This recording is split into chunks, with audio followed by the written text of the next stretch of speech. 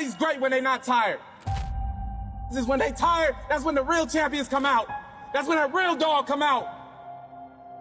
It's where I think the real truth comes out, because I think there are a lot of people who are very talented who can make it there. There are very few people who can deal with the pressure and the stress that happens when we're there. I feel I'm the best ever. It's not bragging or boasting. The proof is in the pudding. In my mind, I'm always the best. I am the greatest fighter of all time. And when I hit you with a hard right hand, you will fall. You gotta win tomorrow, you gotta win right now. If you're passionate about what you're doing, keep going, keep believing, reach for the stars. Everything is always impossible until someone does it. Maybe it has never been done before. That's perfectly fine with me. But I'm gonna do it. Never say never, because limits, like fears, are often just an illusion. Hungry dogs run fast. And let the big dogs eat. If you look at the greats in any walk of life, the greats do things when they don't always want to. And that's the separation. It means you have to be more disciplined than not disciplined. I wanted to be the best I could be, period. I'm too fast, I'm too skillful, and I'm gonna show everybody out there watching the show and the whole world, and the world will bow and admit that I am the greatest of all times when you see what I do to George Foreman. I believe that whatever I put my mind to, and if I was willing to make sacrifices and I was dedicated, that I could achieve absolutely anything. I'm the best ever. I'm the most brutal and vicious and most ruthless champion there's ever been. There's no one can stop me. I'd like to take this chance to apologize to absolutely nobody. Maybe someone's don't like me because maybe I'm too good. You win some, you lose some. But you live to fight another day.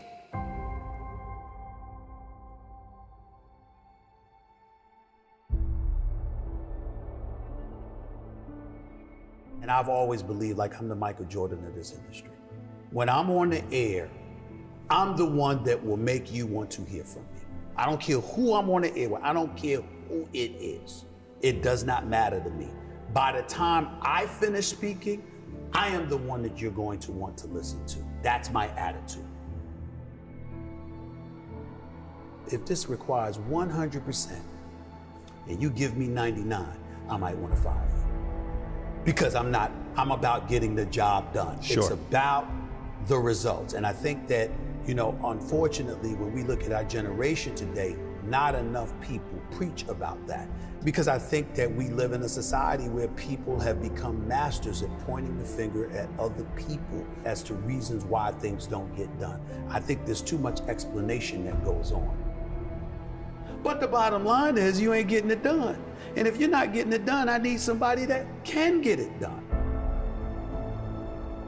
I am of the belief that if you truly adopt that belief in your soul, then you walk to work every day not looking for excuses. You're looking for a way for the job to get done. And in most instances, you are going to be successful than not. You want to go with status quo, you're perfectly, fine with flowing along, just Safe, to get along, secure. safe, secure, whatever. But when you're trying to win, you're constantly looking to get better.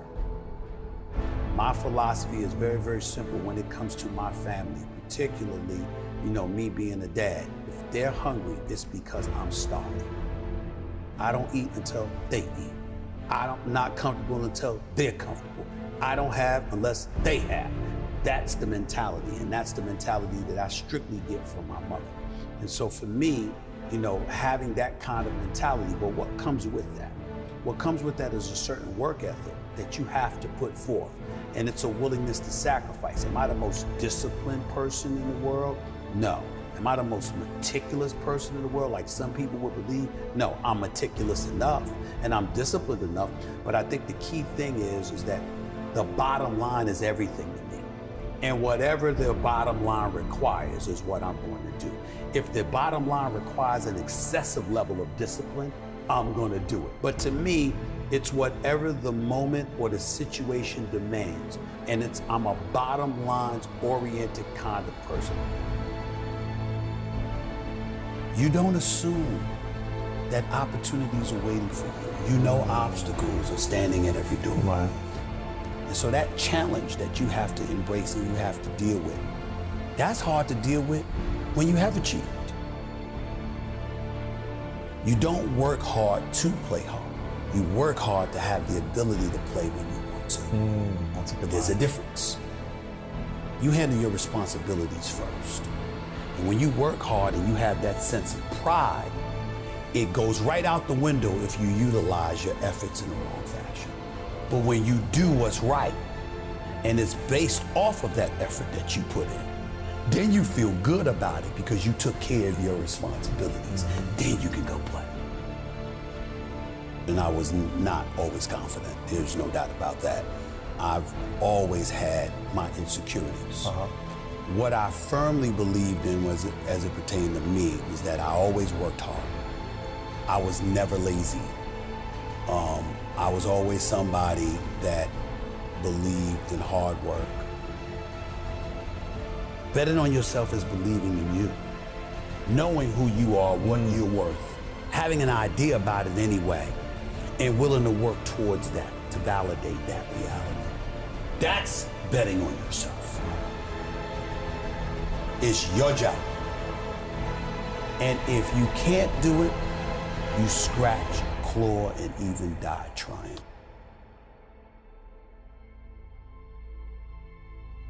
We make excuses every day, all of us as human beings. On far more occasions than not, I have to speak on the issue of accountability as it pertains to the entire sports world. And when it comes to the issue of accountability, I get all of that from Mom. It happened with ESPN when my contract wasn't renewed back in 2008. I was sitting up there, I felt betrayed. I felt ticked off. My mother let me lick my wounds for a couple of days. And then she said, what could you have done better? You sure you didn't do anything? And I thought about all this stuff. I'm like, what is she talking about? This is just not true. This is not right. I work hard, I do this, I do that. And then I started thinking about it. Yeah, I was a pain in the ass. I did kind of complain a little bit too much. But the biggest thing that I remember doing is that I always came to the bosses with problems. I never came to them with solutions. It was always about the problem, never the solution. And I learned when I sat back and reflected on the mistakes that I had made in my career at the time, I learned that no boss wants to talk to anybody that doesn't have solutions.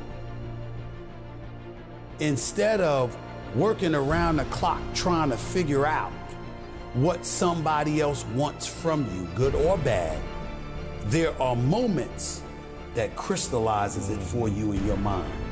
Pay attention and you'll see what they are. Yeah. And you'll know what to do accordingly. That is what I believe makes me the best. It's my commitment to excellence for the collective whole.